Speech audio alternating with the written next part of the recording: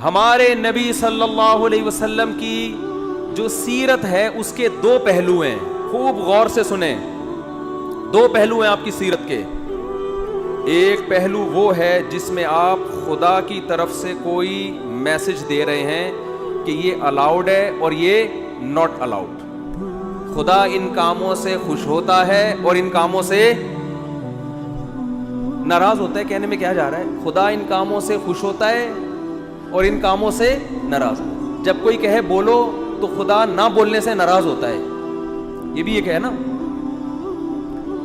ان کاموں سے اللہ خوش ہوگا اور ان کاموں سے اللہ ناراض ہوگا. اللہ تعالیٰ نے محمد صلی اللہ علیہ وسلم کو اپنا سفیر بنایا اور یہ بھی دعویٰ کیا کہ یہ آخری نبی ہیں، اور یہ بھی دعویٰ کیا، اسی میں یہ خود بخود دعویٰ ہو گیا کہ ان کی تعلیمات قیامت تک کے لیے محفوظ کر دوں گا، جبکہ اس زمانے میں محفوظ کرنے کا کوئی انتظام، ایسا پراپر انتظام نہیں تھا جو بعد میں لوگوں میں ایجاد ہوا ہے.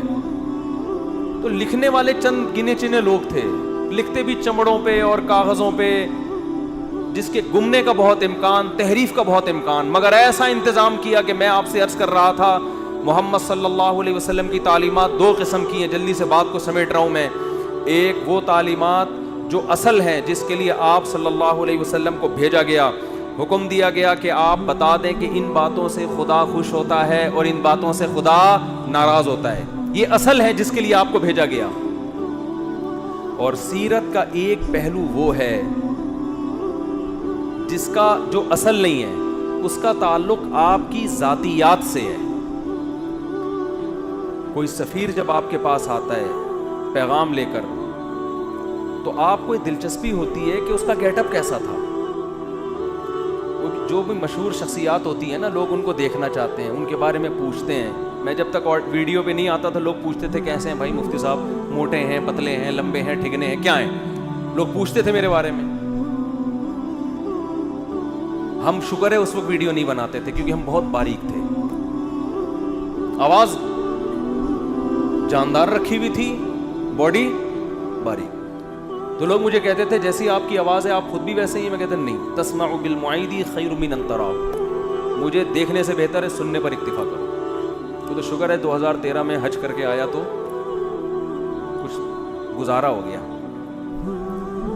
تو انسان کو جس سے محبت ہوتی ہے اس کے گیٹ اپ کو بھی جاننے کی کوشش بولو کرتا ہے. ہمارے نبی صلی اللہ علیہ وسلم کا گیٹ اپ کیسا تھا، اس کا براہ راست اسلام سے کوئی تعلق نہیں. اس مقصد کے لیے اللہ نے بھیجا نہیں ہے. یہ وہ احکام ہیں جو نسبتاً کم ویلیو رکھتے ہیں. ایک تو ہے نا آرڈر، یہ کرو یہ نہ کرو، یہ تو اصل ہے نا جس کے لیے سفیر کو بھیجا جائے. اللہ نے آپ صلی اللہ علیہ وسلم کی سیرت کا وہ پہلو جس کی ویلیو نسبتاً کم ہے، اس کی ایسی حفاظت کی ہے، یہ بتانے کے لیے کہ جو اصل تھا اس کی کیسی حفاظت کی ہوگی. آج محمد ابن عبداللہ صلی اللہ علیہ وسلم کے بارے میں کوئی ایک حرف اگر کہتا ہے تو اس کا یہ دعویٰ دلیل کے بغیر قبول بولو نہیں ہے. میں ایک مثال پیش کرتا ہوں. امام ترمذی امام بخاری کے شاگرد ہیں. اللہ کے سفیر محمد ابن عبداللہ صلی اللہ علیہ وسلم کے بارے میں امام ترمذی نے دعویٰ کیا کہ محمد صلی اللہ علیہ وسلم کا گیٹ اپ ایسا تھا. پورا گیٹ اپ نہیں بیان کیا جا رہا، صرف اتنا کہ آپ کے سامنے کے جو دو دانت تھے ان کے درمیان میں خلا تھا، تھوڑا سا ڈسٹینس تھا، تھوڑا سا فاصلہ تھا. یہ کتنی معمولی سی بات ہے. اگر کوئی سفیر آپ کے پاس پیغام لے کر آیا ہے، آپ کسی سے پوچھ رہے ہیں اس کے سامنے کے دانتوں میں خلا تھا یا نہیں تھا، ہے بھائی؟ بہت ہی ایک بھائی تھا یا نہیں تھا تو کیا کرنا ہے اس سے. لیکن امام ترمذی یہ بات بیان کر رہے ہیں. لیکن امام ترمذی کو پتا ہے یہ اتنا بڑا دعویٰ کر رہا ہوں میں کہ جس شخصیت کی بات ہو رہی ہے نا، ان کا یہ دعویٰ ہے کہ مجھے خدا نے انسانوں کی طرف پیغمبر بنا کے بھیجا ہے.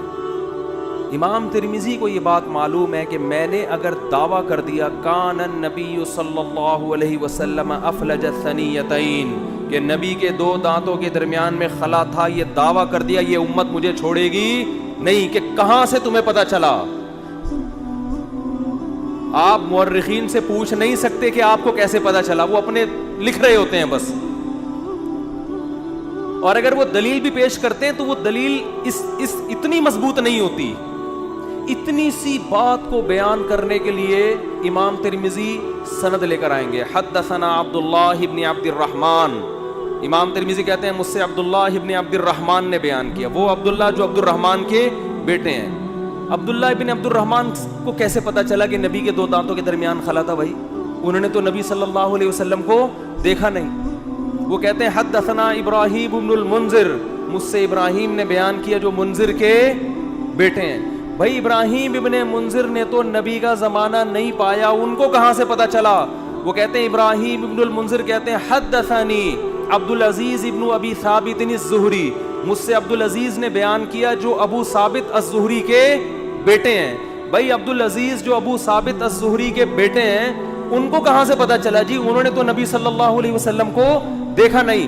وہ کہتے ہیں حدثنا اسماعیل ابن ابراہیم، مجھ سے اسماعیل نے جو ابراہیم کے بیٹے ہیں انہوں نے بیان کیا.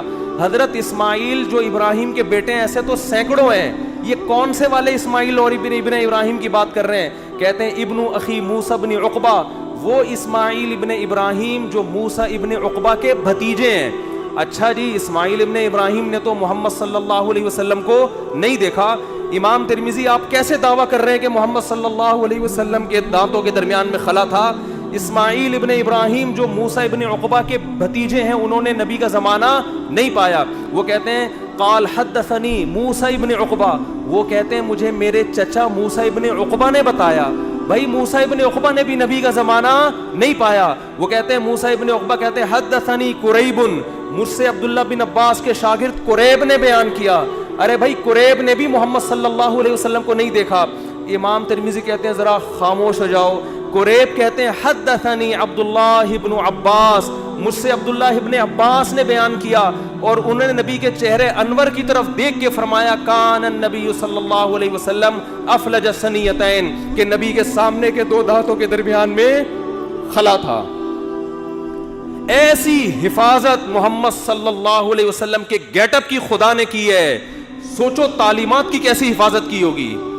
آج کوئی ایسی شخصیت ہے جو یہ اٹھ کے دعویٰ کرے کہ میں خدا کا بھیجا ہوا پیغمبر، اور اس کے پاس اپنے دعوے کی صداقت کا اتنا بڑا ثبوت ہو جو ثبوت محمد صلی اللہ علیہ وسلم کے سچے ہونے کا تھا؟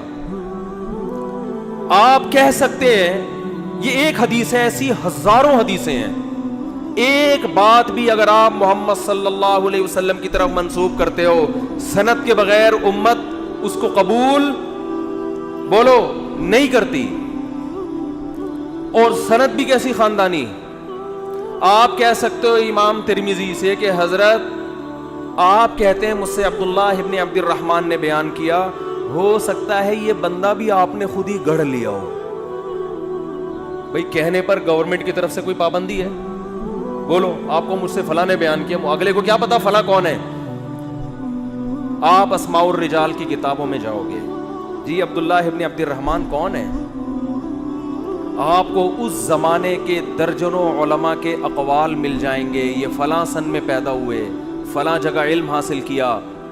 ان کے بارے میں علماء کے تبصرے، یہ جھوٹے تھے سچے تھے، کوئی کرپشن تو نہیں ان پہ ثابت ہوئی، جھوٹ تو ثابت نہیں ہوا زندگی بھر.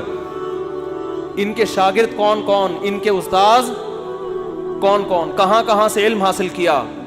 ایک مؤلف بیان نہیں کرے گا، بہت سارے لوگ جو مختلف ملکوں میں رہتے ہیں وہ بیان کریں گے ان کے بارے میں. پھر آپ اگلے راوی کی طرف جاؤ گے عبداللہ ابن عبد الرحمن، وہ کہتے ہیں ابراہیم ابن المنذر نے. یہ ابراہیم ابن المنذر کون ہے؟ یہ کوئی ڈھکے چھپے نہیں ہے، آپ کو درجنوں کتابوں میں ان کے حالات بولو مل جائیں گے. بھائی اس زمانے میں مشہور آدمی تھے، یہ لوگ جانتے تھے ان کو.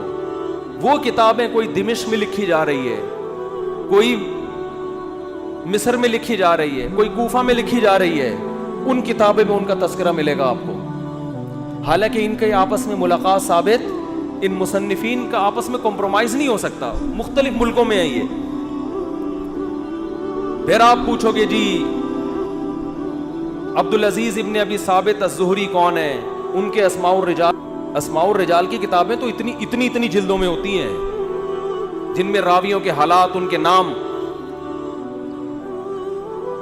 ایسا خاندانی پروٹوکول خدا کی طرف سے محمد صلی اللہ علیہ وسلم کو ملا، ایسی حفاظت کی گئی. اللہ ان غیر مسلموں سے کہہ رہا ہے جس کے دانتوں کے درمیان خلا، اس گیٹ اپ کو بیان کرنے کی میں نے ایسے حفاظت کی ہے، سوچو اس کے آرڈر کیسے میں نے محفوظ کیے ہوں گے.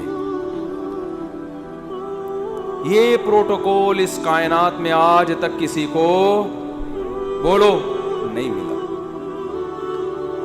ہم یہ سیرت سن کے خوش ہوتے ہیں، ہونا بھی چاہیے، لیکن اس میں ہمارے لیے ایک پیغام ہے کہ محمد صلی اللہ علیہ وسلم جیسے غیر مسلموں کی طرف بھیجے گئے تو مسلمانوں پر بھی لازم ہے یا نہیں کہ آپ صلی اللہ علیہ وسلم کو فالو کریں؟